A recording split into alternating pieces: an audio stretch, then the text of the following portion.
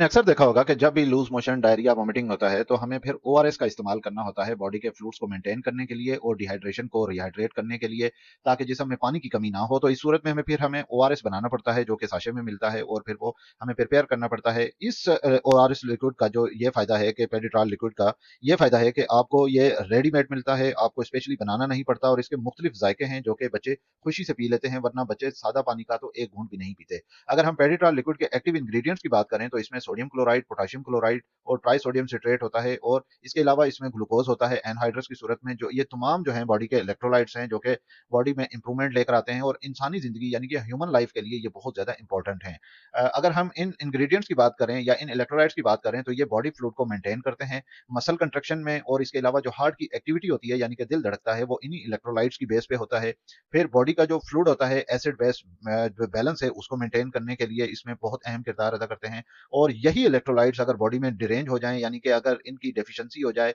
कमी या ज्यादा हो जाए, तो फिर जिंदगी को यही इलेक्ट्रोलाइट्स खतरे में डाल सकते हैं। पेडिट्रॉल ओआरएस का बच्चों, बड़ों, बुजुर्गों में इस्तेमाल करने का क्या तरीका है, इसको इस्तेमाल करते वक्त किन बातों का खास ख्याल रखना चाहिए, इस पर मैंने एक कंप्लीट वीडियो बना दी है जो कि आप मेरे यूट्यूब चैनल मेडी हेल्थ इंटरप्राइजेज पे विजिट करके ये वीडियो देख सकते हैं। कंप्लीट वीडियो का लिंक मैंने डिस्क्रिप्शन और कमेंट बॉक्स में भी दे दिया है। वीडियो अच्छी लगे तो वीडियो को लाइक करें और मजीद ऐसी वीडियोज़ देखने के लिए चैनल को सब्सक्राइब कर लें।